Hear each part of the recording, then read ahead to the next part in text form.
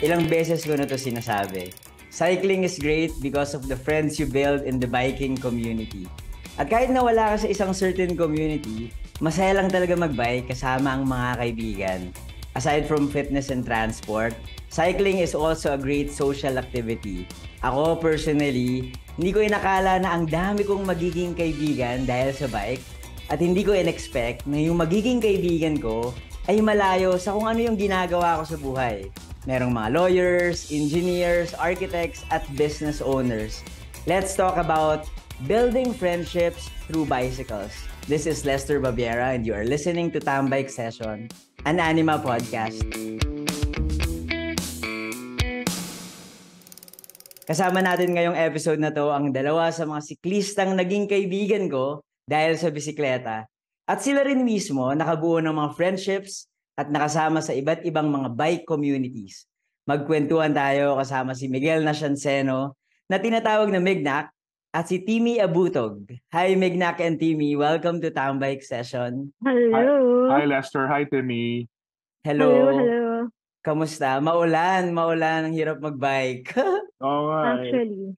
Matagal na ako hindi nagpedal, medyo nakakailang.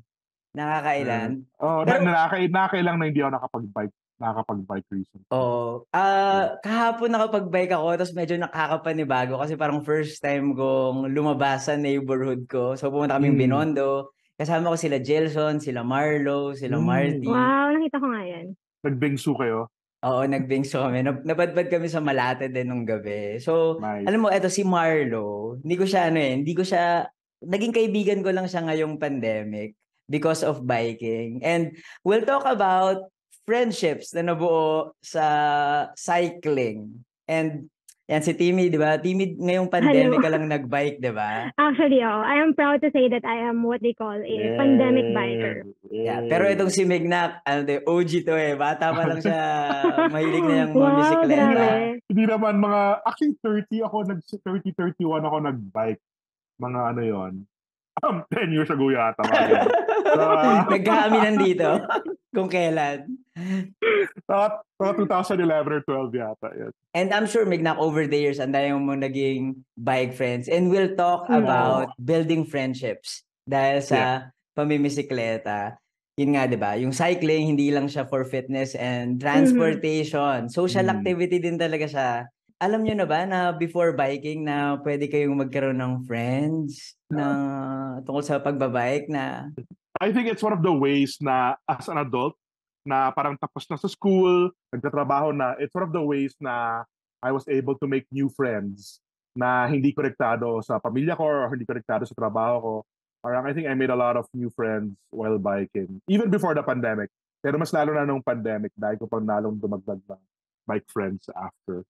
Pero when you started biking, did you know na this is a great way to make new friends? Or wala, na-surprise ka na lang?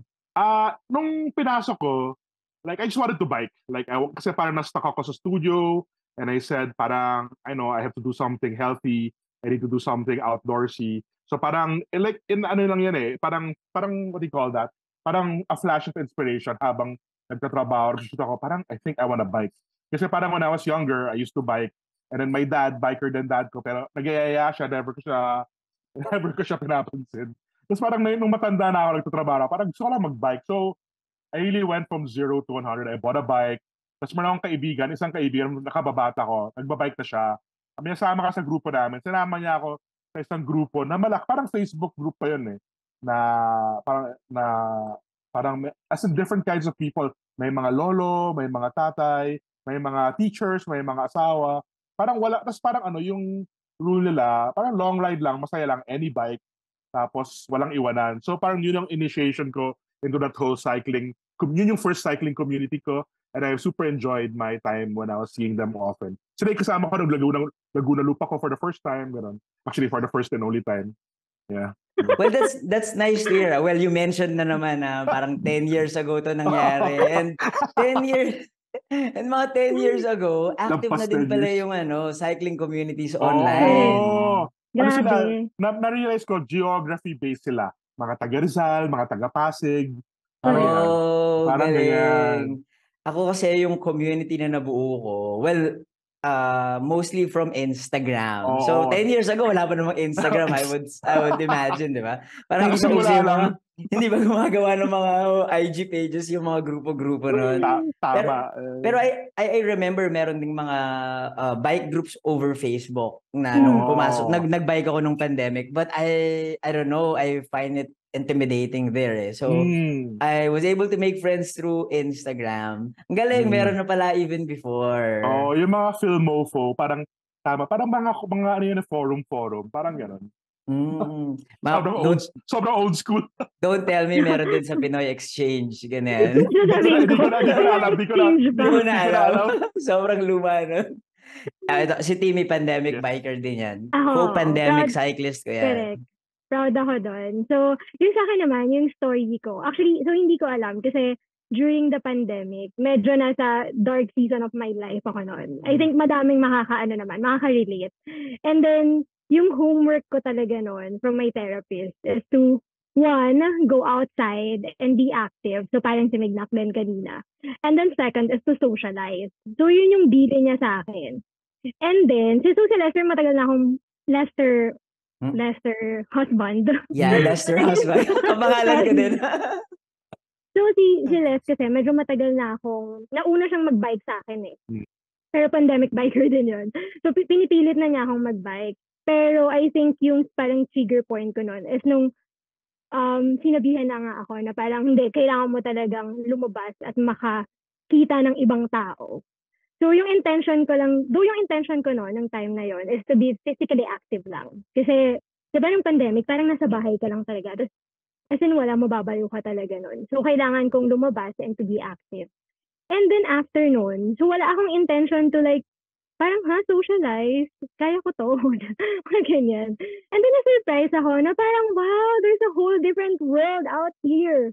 Iba, ang dami nyo. Parang ganyan. So, yun, doon ako, parang yun yung portal ko to the bike community na, wow, may ano pala to. May parang way to socialize din and not just to be physically active. At parang ang dami mong naging kaibigan, Timmy, no? And yun, oo. Na-surprise talaga ako. And even parang sa sarili ko na hindi naman, kasi, well, introvert ako. Kasi talaga ako ma-socialize kahit dati pa. So, medyo effort sa akin na makipag-interact with other people. And then, in fairness madaming bikers. Sa Instagram din ako eh. Like yun nga, sabi mo, Lester. Doon din ako namulat. And then, maraming mababait. Meron din namang wala. Meron namang hindi mabait din. Let's not go into there, yeah. Hindi, maraming mababait. And parang siguro dahil din na parang nandun tayo sa same fields na kailangan nating, alam mo yun, kailangan natin to be together. So, nandun yung, alam mo yun, na, okay, kailangan ko makipagkaibigan. I need this connection. Ganun. Mignac, you were saying something earlier. No, nagalingan lang ako na yung evolution of how the groups form from Facebook groups to Instagram, to Twitter. Yeah. Oo nga, no? Twitter bike friend. Tayo sa Twitter tayo naging friends. Bike Twitter friends. Parang sila Eli, sila Justin, alam ko Twitter muna yan eh. Parang halos sabay. Instagram tsaka Twitter. Tapos, wala na. Real life na. Real life na. Correct. And si Timmy, she said that she's an introvert. Ikaw, Mignac, ano ka ba? Introvert? Extrovert? I know I'm an introvert. But I don't think people believe I am. But I know I am. Yes. Ako, feeling ko extrovert ka. Joke lang. Anyway, I wanna ask, is it difficult to make friends in the cycling community? Kasi alam nyo, recently, nakatambay ako sa Yardstick. Tapos, may na-meet ako na isang cyclist. Like, there's this solo biker who went there. He just saw from IG stories of people na, may open call to hang out. Tapos, tinatanong niya kung how to make friends with people. Kasi na-intimidate siya because nakabuo na ng communities tong mga taong to. Close na sila. So, here's this newbie trying to enter their bubble. Pero kayo, Timmy and Mignac, do you think it's difficult to make friends? Especially now na... Good question. May nakabuo na sila ng mga friends. Actually, Mauna ka, Timmy. Sige. I think naman, parang to better answer this question, parang we have to give a proper definition to what friends or friendship means. Nice. Kasi, diba, There's parang, Tama. defining the friendship. Medyo iba-iba Boundaries. kasi yung ibig sabihin ng friends or level of friendship natin, diba? Tama. Pero parang nung tiningnan ko siya, yung friendship daw, it's parang a person has a mutual liking for and trust in one another. So, parang yung keyword doon is yung mutual liking and trust. Trust, so, big parang word. sa akin, oo. Kung liking lang siya or mutual liking, it's not difficult diba? Parang ang dali lang na, uy, pag nakita mo yung person, like yun nga, pag nakita kita, for example, tumatambay ka sa yardstick, uy, parang bet ko yung vibes ni Lester and ni Mignac. So, gusto ko sila maging friends. So, parang hindi siya mahirap, diba? And usually sa mga bike gatherings or even online, madali mo nang ma-identify kung gusto mo yung isang tao or hindi. Parang if you want to be friends with them or not. I think, yun, kasi nga, dahil parang bonded na tayo with the mutual interest na biking diba? So, parang para sa akin, yung level na yon madali sa. But yung level of parang putting trust on the other person, yun yung medyo kailangan nating bigyan ng effort. Kasi yun na talaga yung parang paano magiging sustainable tong friendship na to, tong relationship na to. Yun. So, parang for me, yung part nung putting trust to other people, mas personal na siya and mas nagbe-build yun kapag marami na kayong moments together. Like marami na kaming bike rides ni ganito. So may trust and na. So yun. Parang yung introduction din naman to biking, like to making friends, is through bicycles. Naalala ko dati, lang siya parang, uy, ganda ng bike mo Uy, anong group set mo? Uy, anong handlebar mo? And then from there, kwentuhan na kayo until you become mutuals na sa IG, like na hanggang sa next hangout, sama na kayo sa lunch or sama na kayo together sa kapihan, hiraman na kayo ng bike, like pwedeng patry, ganun. I think for me, tama, exacto. Parang it's easy to meet people when you bike kasi like literally, parang kinakwento, na parang may isang time tumigil ako sa labas ng 7-Eleven kasi may nakita akong bike na kala ko tulad ng akin. Tapos lumabas yung may-ari. Tapos nag-usap na kami. Tapos naging IG mutuals na kami. Parang, galing ang bilis. Instantaneous siya. Wala pang 5 minutes. Sige, pare, ingat yan. I'd say. So madali mag-meet ng people, same tambayan, usap about bikes. And then, yun yung start. And then, magkakaalaman na naman na pag nagsama na kayo, like, if you go on a bike ride, magkaka-vibe check, natural vibe check na yun. Kung muhabang manghihilot tong gagon to or type na naghihintay ganyan or parang kakatambay sa kapihan parang nakikita mo yung pagkatao ng tao. Yeah. So, tama naman. Like, and then like even us, Lester, di ba yung parang we all met on bikes pero later on as we became actual friends na, parang yung tambayan natin minsan beyond bikes na rin So, thankful din ako doon. Alam mo, personal siya. Yeah. Nagkakaimbitahan to family, to actual birthdays, milestones, ganyan. Nagkakaimbitahan. Nadatawa ako kasi gusto ko nang i-share. Like, Mignac ko saying na nagkaroon siya ng friend na from the convenience store kasi parehas na bike, di ba? Hindi yan mangyayari. Let's say, parehas kayo ng damit. Tapos may lumabas ako niya, uy, ganda ng damit mo. Saan mo binili yan? Exchange tayo na Instagram. Hindi mangyayari yun. Uy, ganda ng hairstyle mo, saka nagpagupit. Parehas tayo. Kami parang automatic IG tapos Strava. Nakakatawa Pero hindi mangyayari yung uy, parehas tayo ng pantalon. Parehas tayo ng shoes. Diba? Parang weird nun, diba? Pero pag bike, pwedeng mangyari. Naalala ko, nung na-open ako sa... Kasi I would say hindi ako ganun kadaling mag-make friends before. And I remember during the first biking days ko, it was only me and Jilson who were hanging out. Si Jilson kasi very, very friendly yan even online. Ako dati sa online, hindi ako nag-a-accept ng friend request and all. Pero ngayon, unless nag-meet na tayo or tama naman. Talaga ako ganun ka-friendly before. Pero nagbago lang yan ngayon nung biking na parang, okay, I should be open to, accepting more people and interacting with them, online or offline. Tapos, naging friends ko lang yung mga tao because of coffee hangouts, of tambikes. Tapos, from there, yun nga, tuloy-tuloy na. Dun ako naging parang naging kaibigan ko yung mga tao. And I think it also helped that I have this first bike ride thing na I interview these people. Tapos, syempre, they open up, they share their, mga bubog nila sa buhay. Tapos parang close na din kami. Yun yung wake of making friends, at least for me. Kayo, ano yung mga stories nyo of making friends? Kasi ikaw, Timmy, you're with your husband, Lester. Ikaw naman, Mignac, parang yun nga, sa online. Yeah. I think, well, sorry, Timmy, I'll go ahead. Kasi I'm a single guy. It's so much easier to just go out. Parang labas na ako ng labas. Sorry, hindi pa ako mahilig lumabas. Pero pag napalabas ako, I mean, it's easy to meet people. Parang, I literally ran into Eli and Justin na who we know each other online. Tapos, parang di ba ikaw si Manila Commuter? Tsaka si yeah. Eli Gotti. Parang gano'ng classes, parang usap lang. Doon ko si Aaron. Basta yung, medyo random talaga and spontaneous lang. And then, yun nga, nagkakayayaan pag nagkita sa mga usual tambites or mga tambayan. Ako nga, Mignac, na-intimidate pa ako sa'yo nun eh. Kasi I knew Mignac as someone from Grid. As someone from Grid. Parang managing editor, ganyan. It's parang feeling ko sila yung mga cool kids, sila yung mga cool people who define what's cool, what's not in Metro Manila. And then, ayun nga. Tapos parang nakita ko siya na nag-i-interact na rin on social media. Tapos parang medyo kilig-kilig pa ako na parang, oh my God, nag-like siya sa post ko. Uy, shinare niya yung post ko. Si Idol, shinare niya. Tapos, nakita na sa mga tambays and all na parang, si Mignac, he's just kaya din pala siyang i-interact.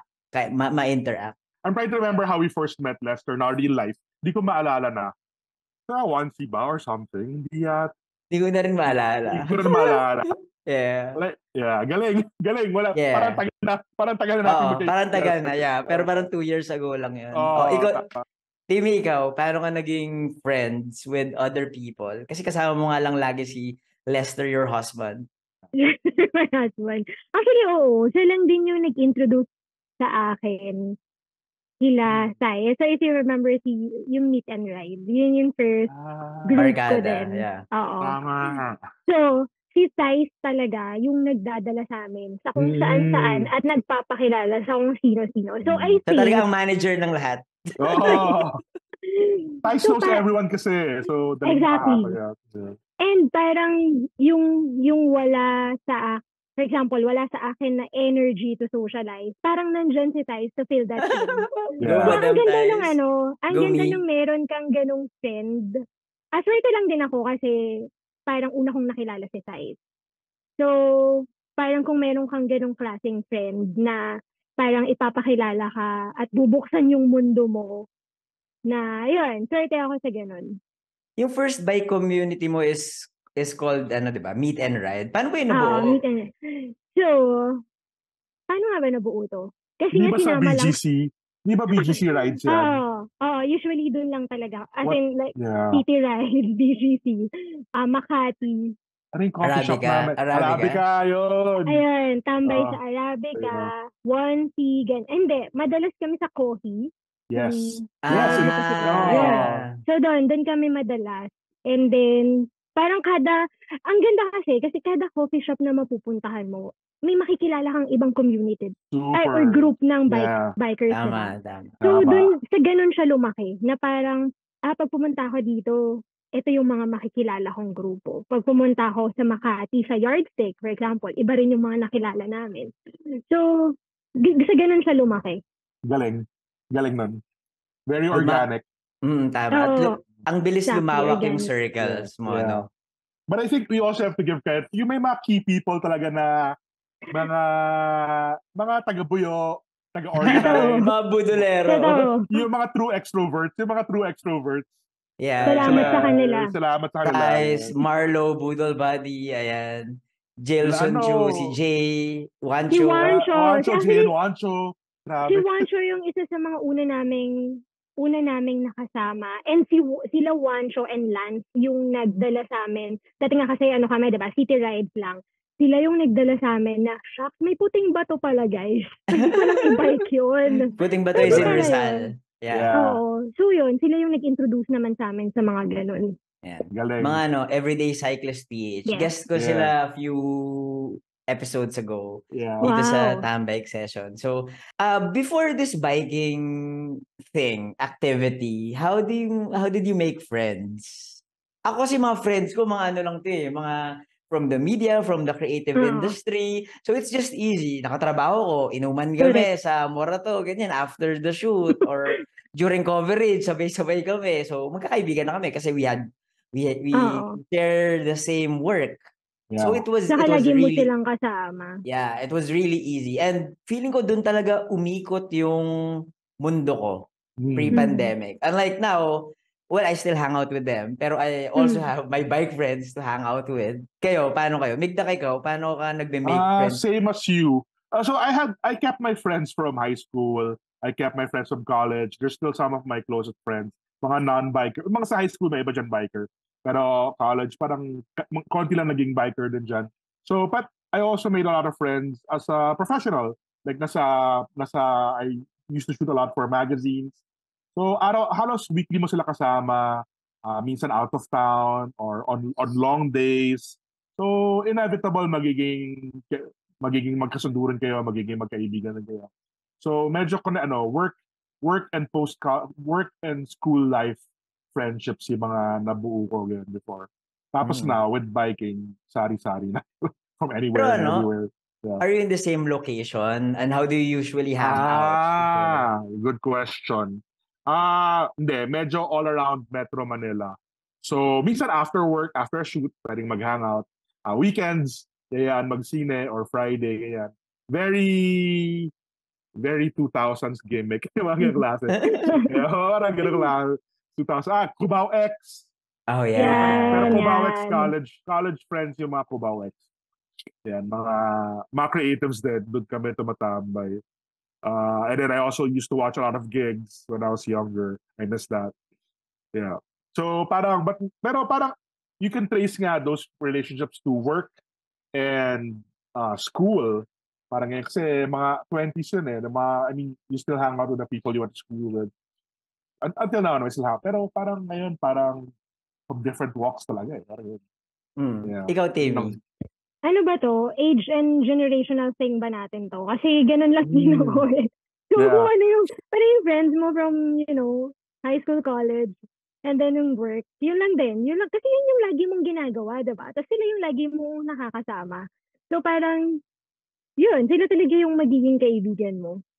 Ang funny lang dito, yung mga friends ko, kasi medyo konti lang talaga yung friends ko, medyo magkakaiba kami. May South, usually mga taga-South, East, ganyan. So, hindi ko sila madalas makita. Dito talaga yung totoo na nasa isang bansa kayo, pero bakit hindi kayo laging nagkikita? Parang hirap kasi mag-travel dito sa Metro Manila.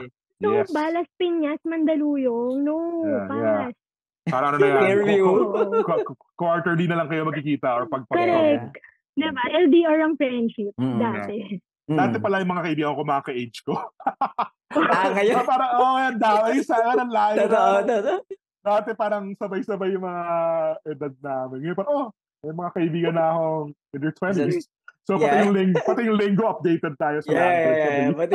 Pati yung mga internet slang alam na natin. Tsaka yung mga what's in with the youngsters now. Tama. Yeah. Diba? Like for example, si Babe Amo na naging friend ko siya, 19 years old pa lang siya. Parang ako, what? Parang pamangkin ko na tong mga to. May konting gano'n May konting, I can feel the age and I feel a bit protective. But at the same time, mga kaibigan to. Kung tao kay Babe Amo, yun yung taong kilala ko walang email. Well, baka hindi na uso sa kanila sa mga Gen Z ang gumawa. Joke lang. Lampas Gen Z na yun, parang mas bata pa Yeah. Anyway. Well, that leads to my next question, yung sinabi ni Timmy na ang hirap mag-meet ng mga tao. Kasi if I'm comparing now my friends pre-pandemic and my bike friends, yung bike friends, minsan mag-aaya lang ng 4 p.m. O tara, punta tayo dito. Ang daling umalis. Unlike Yeah. when I'm with Totoo. unlike with my friends in high school or in college, kailangan talaga nakaset na parang, okay, Diba? in 1 month Yeah. doon tayo mag-meet or every October of the year doon lang tayo magkakaroon ng gathering kasi ang hirap magkita-kita. Ganon din ba yung Yeah. case sa inyo? Yeah. At saka Oo. factor yung parking, madali pa pumarada dyan. Yeah, Parang totoo. Talagang, e-effortan mo talaga eh. Tama. Tsaka 3 weeks notice, yung matagal. 3 weeks notice. Libre ka 3 weeks from now. Lunch tayo lahat. Lunch tayo lagi yan. Paki-Google Calendar na yan. Yun, totoo. Tsaka pero yung mga bike friends, sakay mamaya. Ano, sige. Totoo yan. Yun.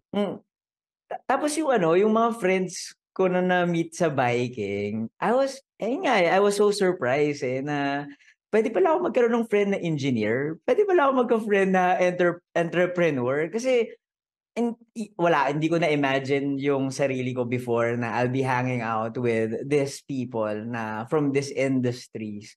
Kasi wala lang. Parang feeling ko very restricted and limited lang talaga ako dati.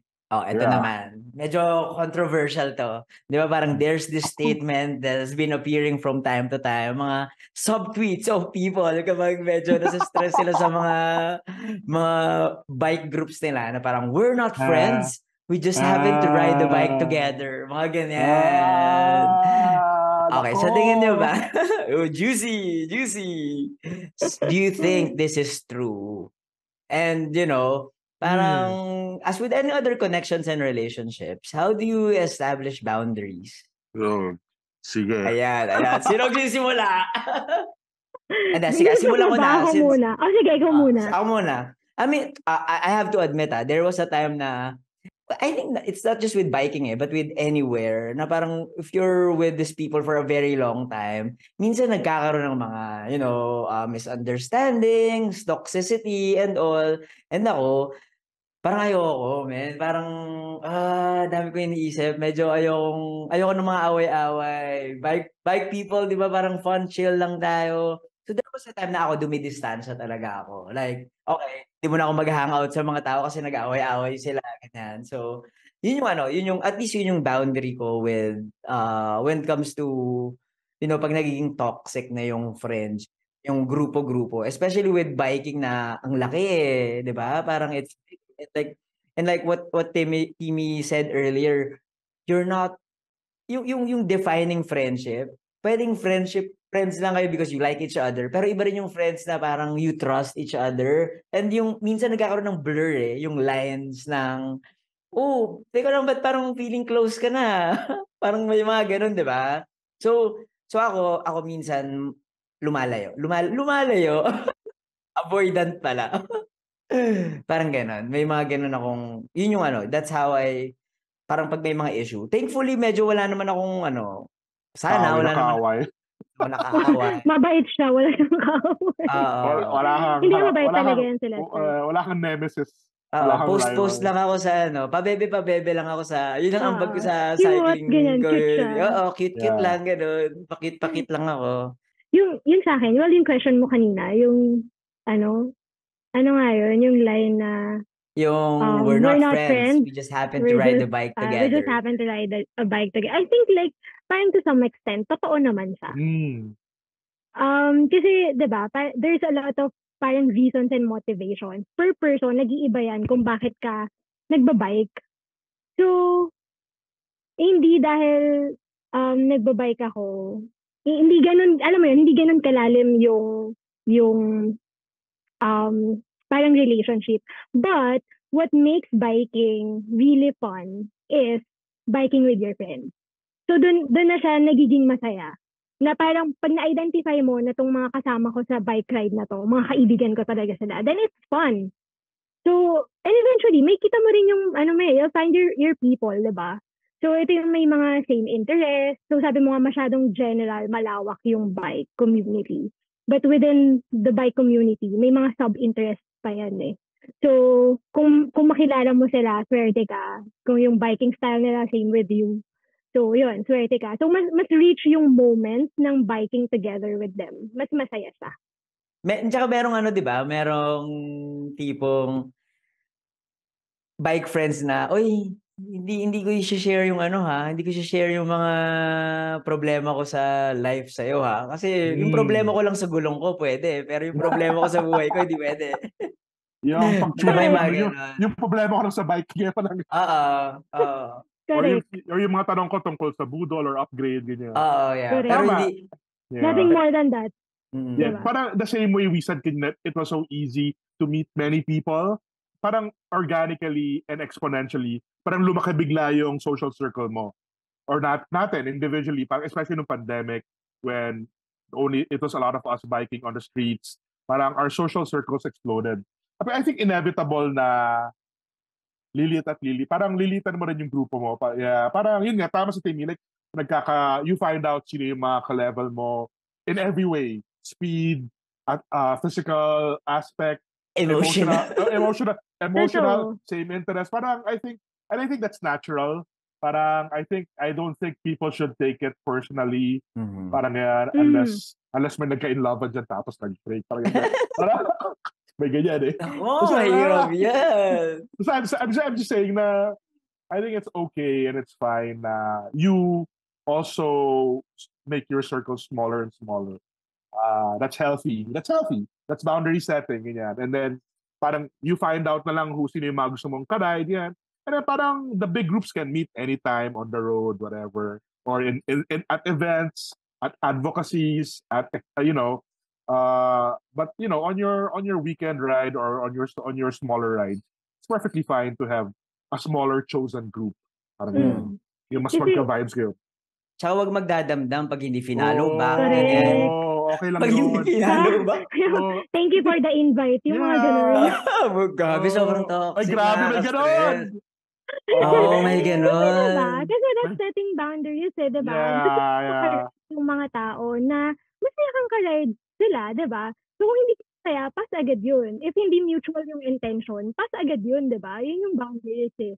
So, kasi kahit friendship, hindi, parang, it's also built not just in trust, but also kasama yung respeto dun eh. So, no hard feelings. Yeah, I completely agree. Meaning, kung hindi ako nayaya or hindi ako nayaya, okay lang talaga yun. Pero kung tapos kunyari nayaya ako sa ayoko, pwede naman ako mag-no. Basta ganyan, I think we should all be free and to be able to make those decisions. Pero parang hirap, no? Kasi parang it's like a relationship. Sometimes, yung ikaw, feeling mo, ganito lang yung level of friendship nyo. Pero sila parang feeling nila iba eh, di ba? Pero sorry talaga, pero hindi kita i-invite sa birthday party ko eh. Parang grabe, less specific. Parang gano'n. Oo nga, no? Wala akong sinasabi, ha? Joke lang.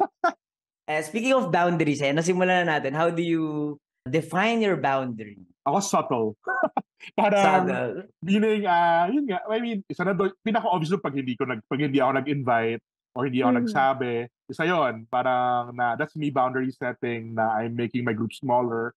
On social media, parang I make use of circles and on both Instagram and Twitter, I'm very conscious of that. Yun din, hindi rin masama loob ko kung hindi ako sinama sa circle ng tao. Okay lang din talaga. Hindi ka sinama sa mga group chat, ganyan. Joke lang. Especially group chats. Medyo, ano rin yun. Parang, I guess group chats are representative of our physical groups also. Nagsisimula sa malaki, tapos lumiliit na lang. May mga sub-GC pa lang.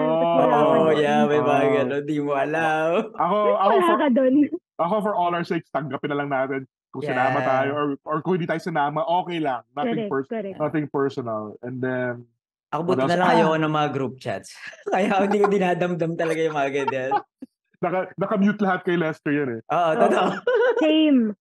Tsaka hindi rin ako ma-reply. Kunyari, di ba ang daming tao sa DM, yung friendly lang naman talaga eh. Pero hindi mo kailangan replyan lahat yun. Para minsan mag-react na lang siguro ako, but I don't need to continue a conversation ngayon. Minsan, gano'n. Kaya ako masaya talaga ako pag nare-replyan ako ni Migna. Diba talaga? Such an honor. Nakakainis kayo. Migna also said, diba, na parang very subtle din siya. And I think, most of us naman, yung mga ginagalawan naman natin na, or the communities that we go to, well, there are young people, pero I guess these are adults na din, di ba? Yeah, they are. Dapat mag-gets na rin nila yung mga social cues na ganyan, na parang, okay. Parang distansya na din ako kasi meron na palang, may nagsaset na siya ng boundaries. So, gano'n. Parang parang, shit, di pala kami gano'n ka-close pala. Okay lang. Yeah. Actually, critical yun. Yung may parang awareness ka din. Yes. Of other people's feelings and boundaries. That's true. I don't know.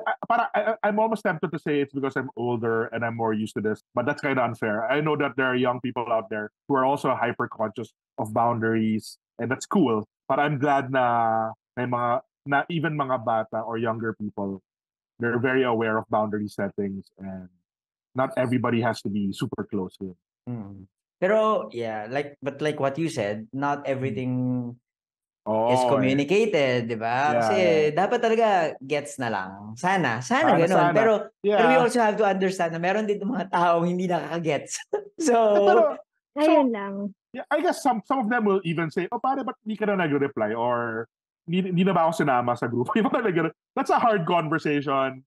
And then, if somebody brings up something like that to me, parang I have to respect that person. Parang, kasi nagtanong naman parang, meaning, they also wanted a clarification.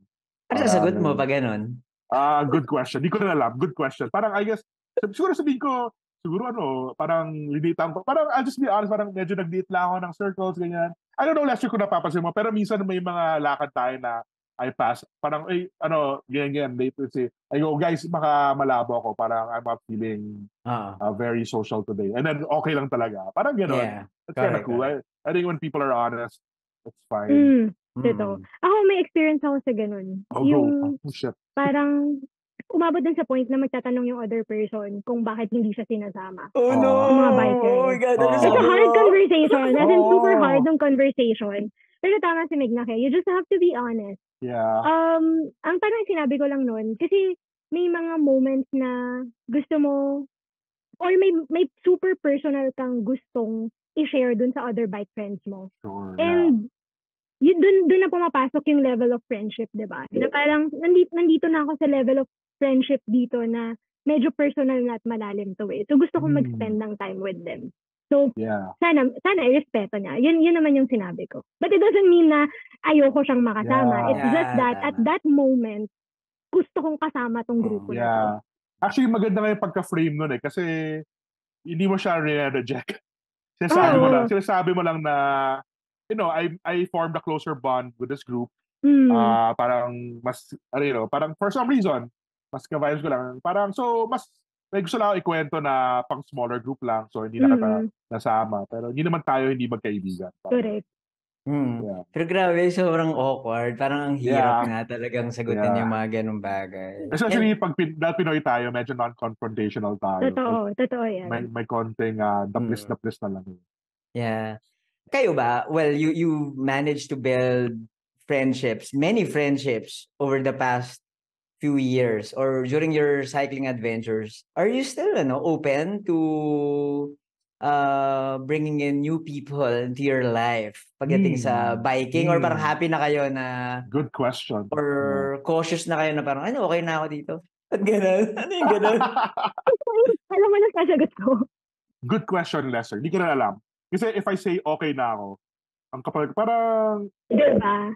Who's to say naman na baka, it's hard to say parang baka may ma-meet ka na ka-vibes mo talaga and I don't know. But I guess for me, baka mamaya pag-ibig pala. Pag-ibig, di ba? Hindi natin alam. Yun, dapat open ka parati talaga. Open parati. So I guess what I'm saying is that open. Hindi ko naman sinasadyang to broaden my circles more. Parang yung social capacity and social battery ko rin naman, hindi naman super lakas. So hindi ko sinasadyang to go out and look for more friends. I'm very happy with my circles. And in fact, yun nga, parang I'm at a stage na I'm finding out who I would rather hang out with and pinapaliit ko ng konti, ganyan. Nagko-compartmentalize ako. But I'm also not saying no because, parang parang daming circumstances na pwedeng paiba-iba. Yeah, because sometimes you meet cool people na, uy, vibe pala kami nito, diba? Uy, parang gano'n. Talk pala yung personality namin. Yeah, tama. Yeah. I think you mentioned this earlier, Mignac, diba? Sabi mo nga medyo nasa, hindi naman matanda, pero nasa, nasa may matanda certain na ako. age, yeah. Sige, okay lang. Is it hard to make friends, especially No people nga eh. cycling Yeah. are younger, ganyan? Actually, in any scenario, I hope, and parang hindi naman, I don't want to sound like nagbuhat ako na, but I think one of my little talents is that I can make friends naman easily, or at least I don't have a hard time in situations where I have to meet new people. Para I'm okay. I know I say I'm an introvert, but I don't have a hard time in social situations where I have to konting bibo and konting say hi to people. Kaya naman. I easily make friends, or at least get in, parang I'm easily cordial with a lot of people. Parang hindi naman ako, hopefully I'm not an asshole.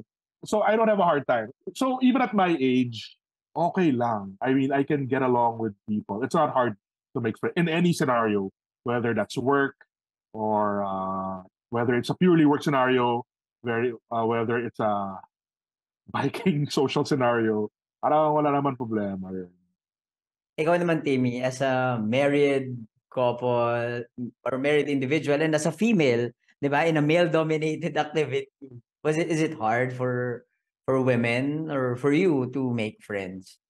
Well, siguro parang kay Mignak din, na parang meron ka namang, ako personally, may social cues naman ako. So, hindi, sorry hindi siya ganun kahirap. Yeah. Meron lang, siguro yung pattern ko lang is, mas mabilis akong makipagkaibigan sa kapwa ko babae.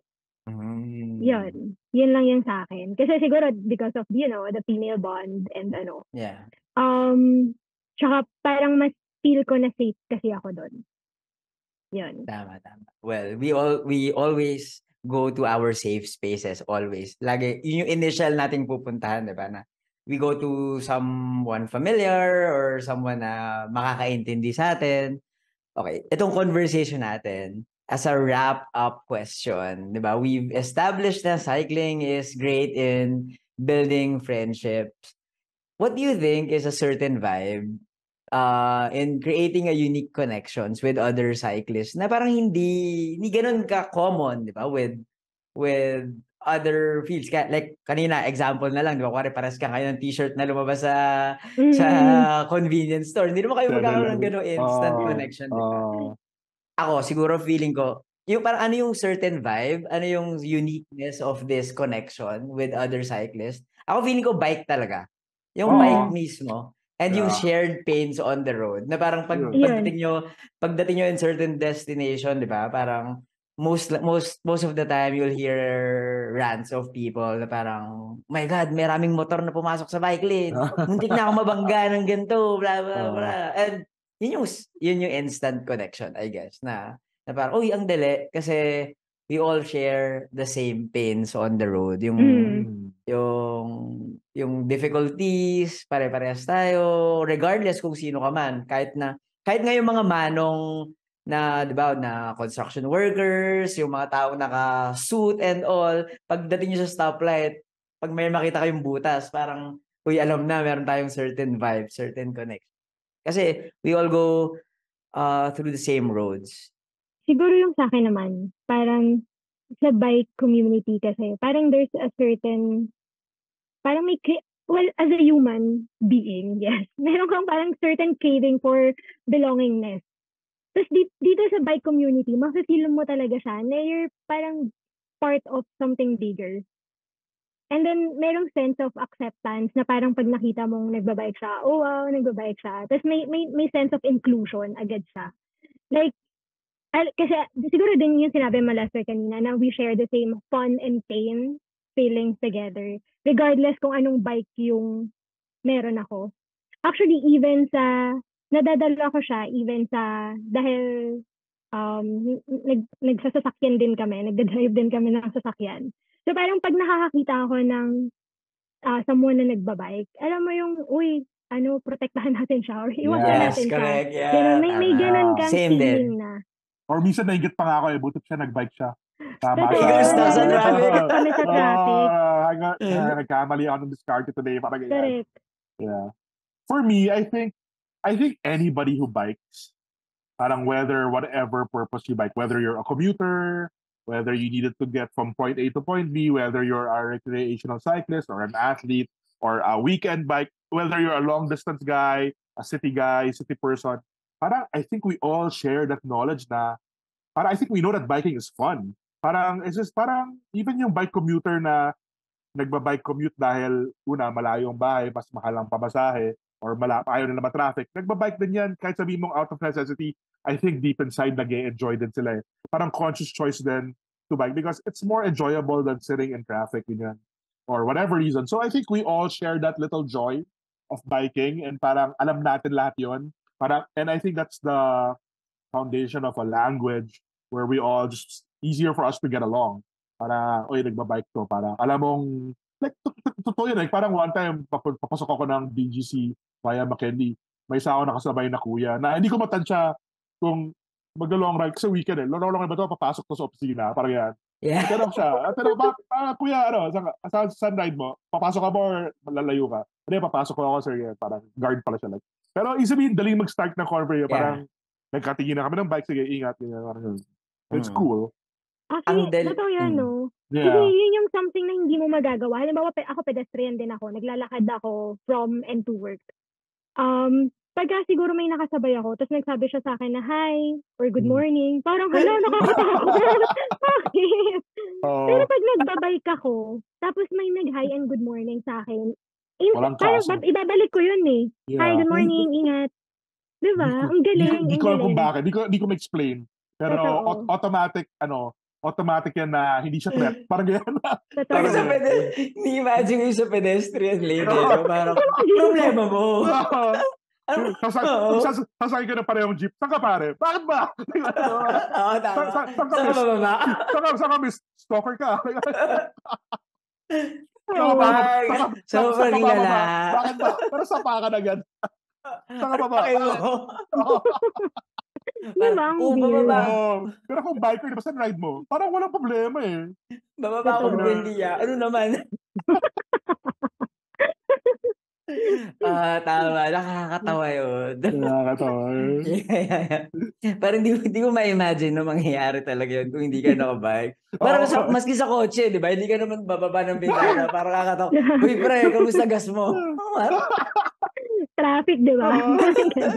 Pre, kamusta? Nasa radyo mo? Totoo. Nakakatawa. Yeah. So anyway, alam nyo, yun na. We have established na ang dali talagang magkaroon ng kaibigan sa pamimisikleta. Actually, punta lang kayo sa mga usual hangout spots ng mga cyclists. Talk to them, join them. Even nga sa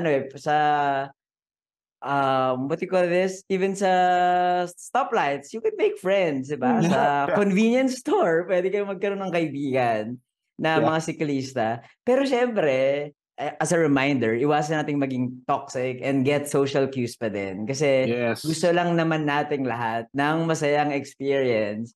Yeah. And, you can also be visible online. Pwedeng dun magsimula yung friendship and join communities na may mga social media pages, whether on Facebook, Instagram, Twitter, para updated din kayo kung merong mga ganap or tambikes.